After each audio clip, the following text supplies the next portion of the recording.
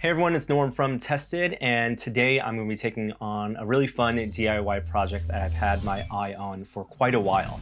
So some of you may know one of my hobbies is collecting, posing, and photographing 6th scale figures. These collectibles from companies like Sideshow Collectibles or Hot Toys. They're about 12 inches, extremely posable, lifelike, great detail, and I have a few of them in my collection from the Star Wars universe.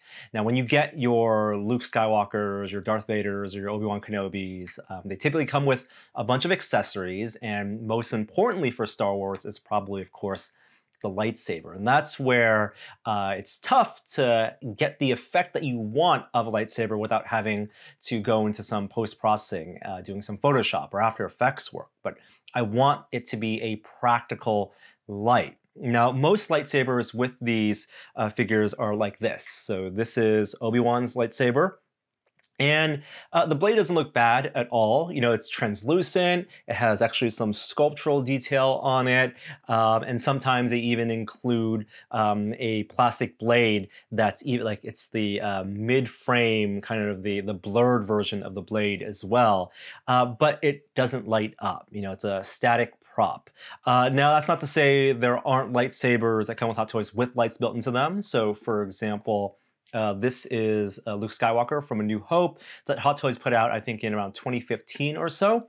And it's kind of like your standard Iron Man toys where there's actually a light inside the hand. In this case, the hilt here it's fixed onto the hand, and there are batteries in the forearm here along with a switch. And if I flip this on, it actually turns on a light inside the hilt that then illuminates this translucent blade. And under this lighting condition, I don't know if you could even see that. Off and on and off and on.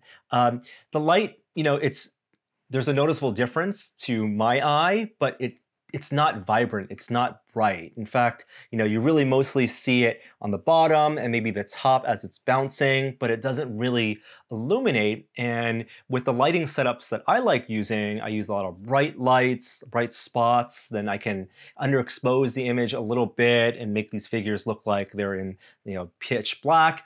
The light here just can't keep up, and it's not noticeable at all. But there are collectors and modders in the 6th scale community that have found an alternative and a way to build your own lightsaber. And so I've been reading a bunch of forums and watching some YouTube videos, some of which I'll link below. And today, that's what we're going to be trying to do. So this guy here is a off-the-shelf fluorescent light, CCFL light. It's 6 inches, and it's something that people buy to light up their computer cases or maybe the insides of their cars. But what's neat about this is not only is it roughly the right size at 6 inches for a lightsaber blade, but it comes in the right colors as well. The gas neon is blue, green, or red. And so when you plug this in, I'll flip this on right now, it actually illuminates really, really well. It's a really nice light. It's just even lighting, it's bright, it creates a nice glow around my hand here. It's really a perfect fit for a lightsaber hilt. And so today's project is going to be taking this apart and then marrying it with one of these hilts that I have from my collection. And I don't know if it's going to work, but hopefully it does, and I think it could be pretty cool. So follow along and let's get started.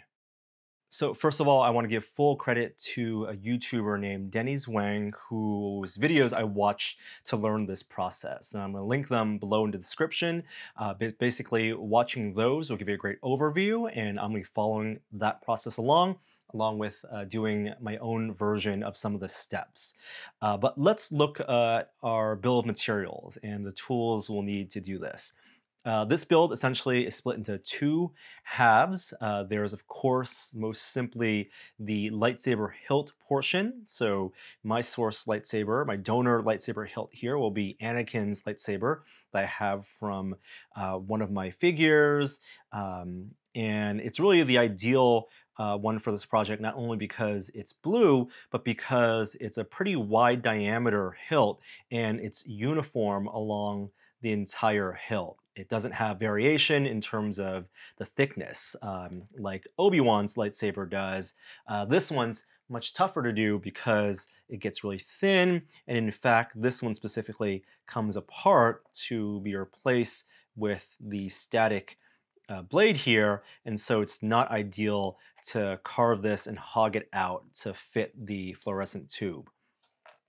On the other side is the tube itself. So again, this is readily available online, and they usually come in pairs, which is great because you can mess up on one and it'll still work. And this has a sequence of components as well. So the tube is actually inside. This is a plastic housing that houses it. And that's then connected through two wires to an inverter, and that's where it gets power. The inverters, the ones that come with these, usually come with two ports. You can actually connect two tubes to them. And then this is connected to a power source, and in our case, it's a 9-volt battery holder right here. And you actually get inverters that also plug into power adapters. You can plug into your wall, but I'm going to use a battery-powered one for the purposes of this build. So let me disconnect this, and our first step is actually going to be with the blade here, and it's going to be taking the tube out of the plastic housing. And for that, we're just going to use a rotary tool, so anything like a Dremel, and we're going to saw off the top of the housing here. Now, this is maybe the scariest part of the entire project because the tube inside is really fragile. It's glass, and what we don't want is for this to break. In fact, that can actually be a little dangerous. There's a little bit of mercury in there, and so we're going to do our best to carve around the top of the housing, but not be tempted to want to snap off the top because any type of torsional force you put on it may snap the actual fluorescent tube itself. So be very, very careful. Here we go.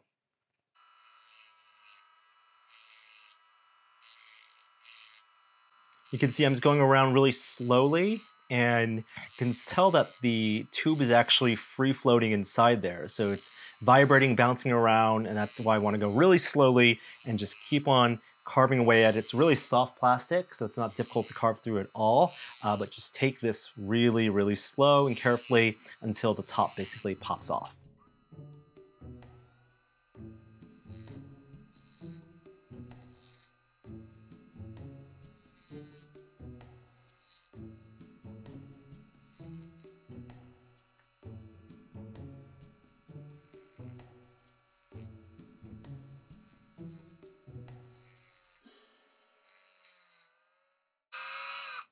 There we go. We actually saw the top pop loose, and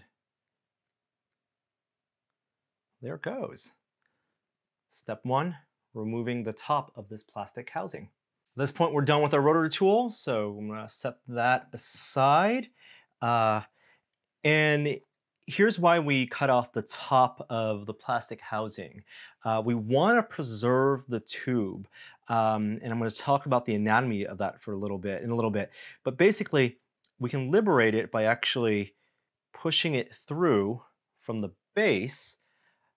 And before I do that, you can tell that it's not going to go all the way through because there's this plastic connector here. So what we want to do is actually, you can just grab some snips and snip it at near, because we'll want to save this connector to use it with the inverter, but we don't need a lot of that wire, so we're just going to snip maybe it from an inch from the base. Great. We're going to save this piece for later, return to that, and now we can basically pull this tube out of the housing.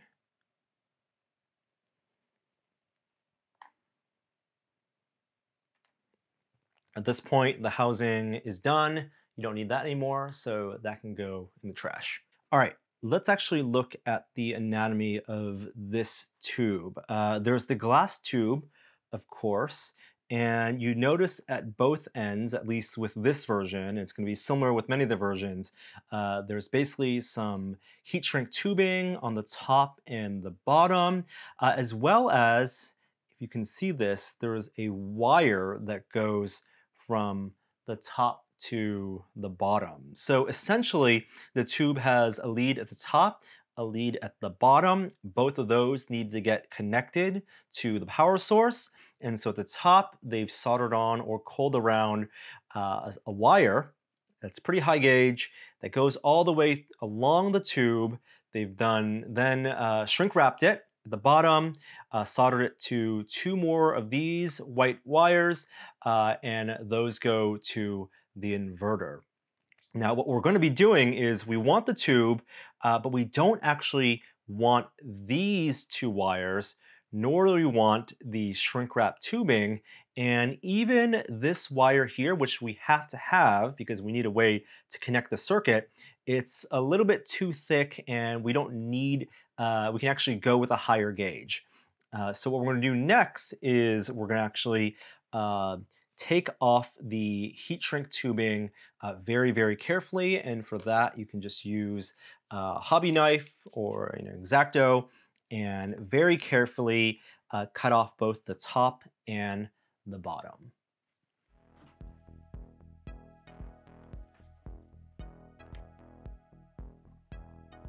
And cutting along the outside, basically, because I don't want to damage that tube at all.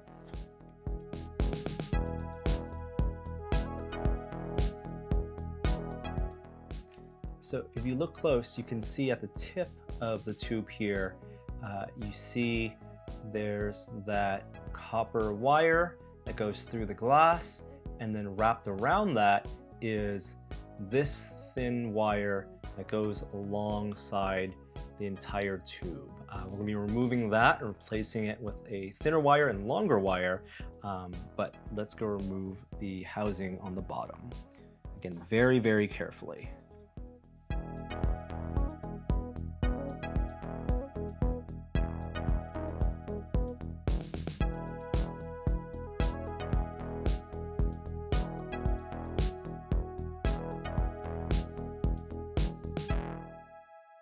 So you might be asking, why did we remove this perfectly good wire that's essential to the operation of this tube? And that's because simply it's not long enough. So the idea is we want to get this as a blade to fit inside the hilt.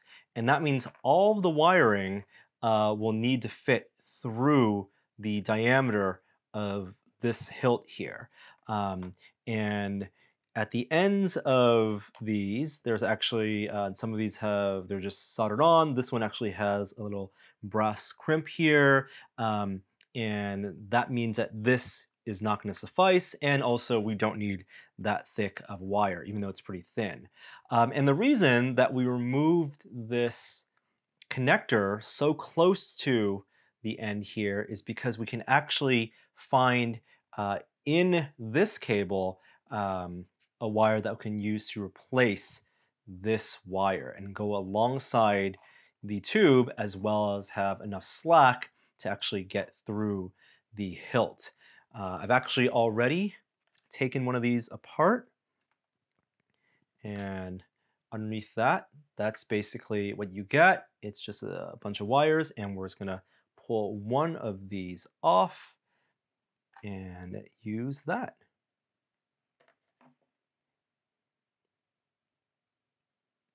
Okay, so we're replacing our white wires with thinner ones that can fit through the hilt, and I have some right here. Love these, they're very flexible, and I'm gonna pull a generous amount out because this is gonna be connected to the inverter, and so I want the option to place this as far away from the figure as possible for where the power supply is. So maybe right here is good.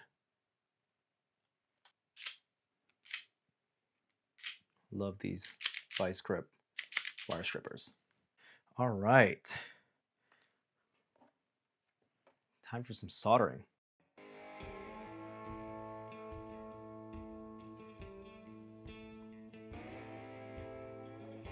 All right, first thing I'm gonna do is solder to the tip of this tube the new wire, which I've wrapped around it. And I don't want to use helping hands for this because the tube is so fragile. So I'm just going to use my own fingers.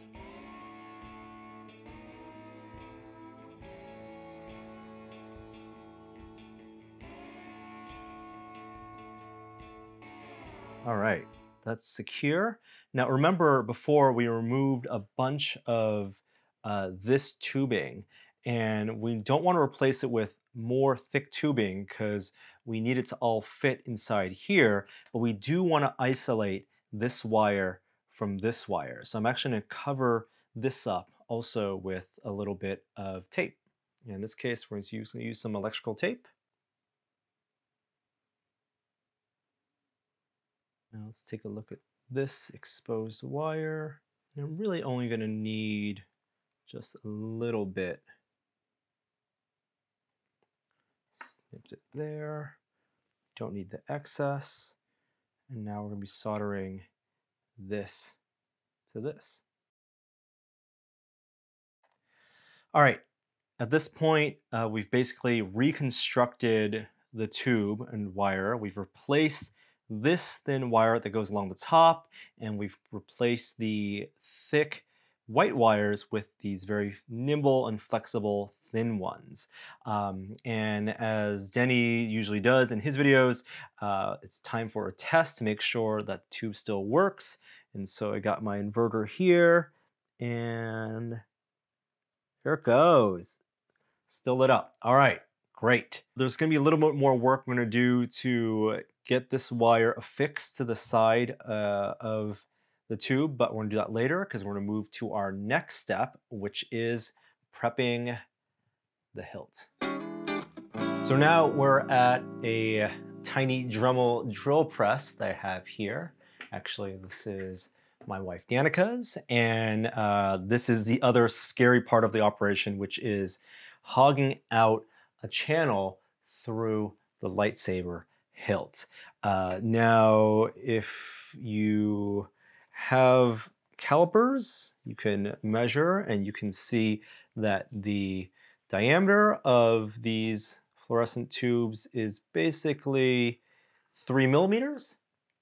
And what I've chosen is a 2.5 millimeter end mill here, a bit here, so I can do some hogging out and make sure the blade actually fits.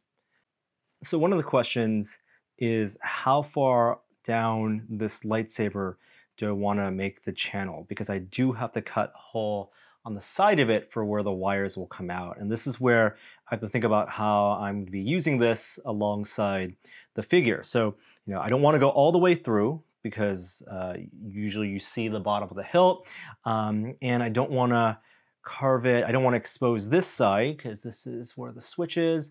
So maybe like right here is probably where I'm going to pop the wires out. So I'm basically going down almost the entire length of this bit. I don't have a vise here for this, unfortunately. So I'm going to be holding it with my hand, going very slow. This is soft plastic, so it shouldn't be difficult, but I want to go as straight up and down as possible.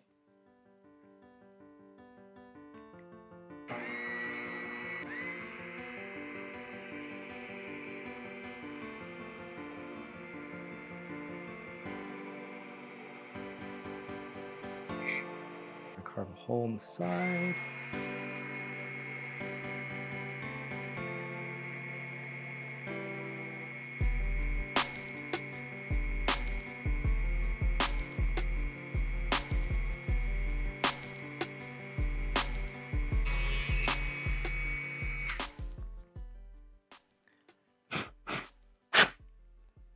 So basically we have a hole in the side here and a bigger hole on the top.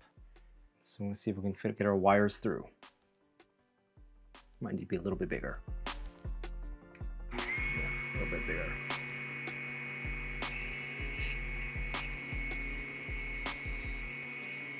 Okay, Now comes another tricky part, and that's wiring the 2 wires I have here, funneling them through the top of the lightsaber and seeing if I can fish them out through this hole I've made on the side. This might take a while.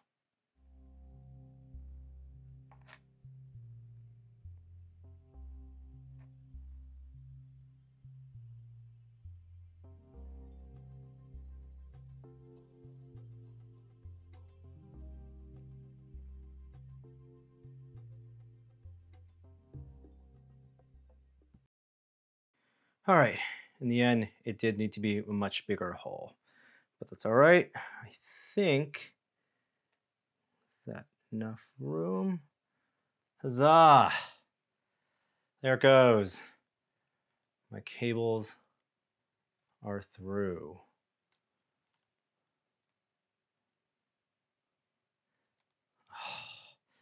That is so stressful.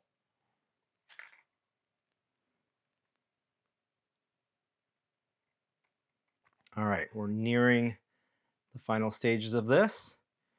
Make sure I can get this wired in. Be very careful of how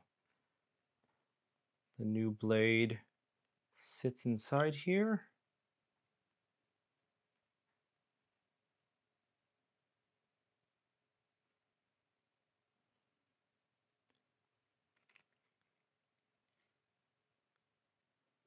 It looks not bad. Okay, so I'm gonna split these up again.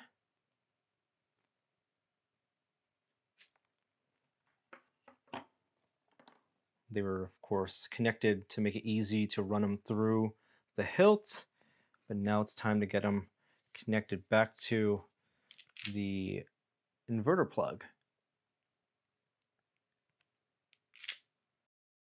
This is a case where I do want to use some shrink tubing. So let's get 2 small pieces.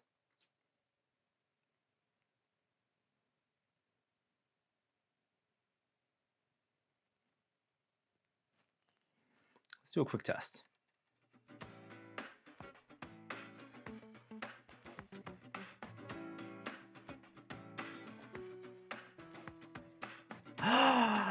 Yes, this still works. Oh, that looks so cool. You can see the potential already.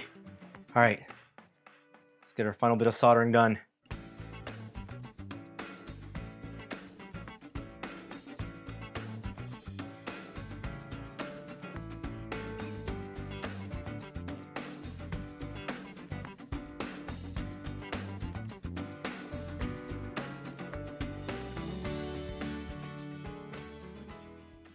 So we still have this exposed wire here, and one thing that Denny's and other folks have done is get some 4mm heat shrink tubing and clear, of course, and create a sleeve that then wraps around it and protects it.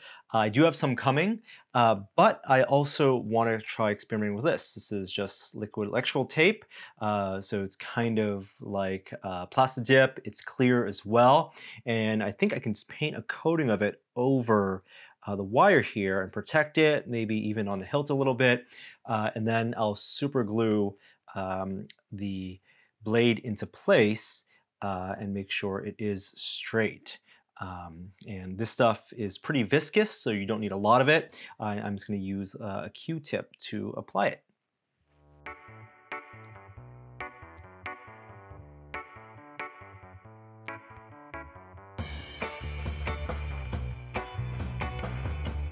Actually, it's giving me a little bit of that sculpted look too. That was in that first Obi-Wan blade I showed you guys.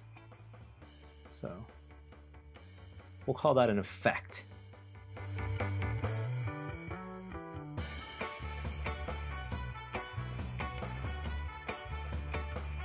I'm going to clamp this back on the helping hands and let it cure for a couple minutes before we affix the blade permanently with our super glue.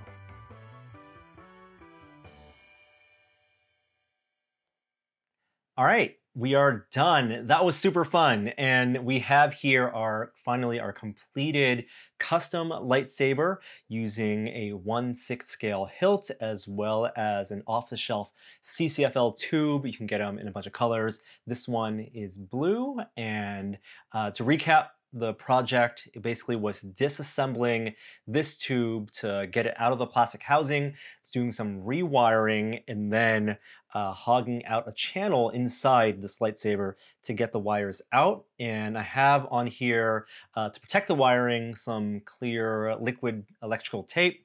But I also could use clear heat shrink tubing in the future if I wanted to change the look of it. But let's turn this on and that is so cool. Oh, I am so pleased with this. Obviously, you have the wires hanging out of here, and if you look closely, yes, you can see that one wire here, but that can be carefully hidden or photoshopped out. I did take the opportunity to do two of them, and let's get these in the hands of figures and take some photos. But thank you so much for watching. Super fun project. I want to give a shout out to Denny's Wang for creating the original tutorial for this, but hope you found this interesting. We'll have more videos to come in the future. But now let's get to the photos. See you later. Bye.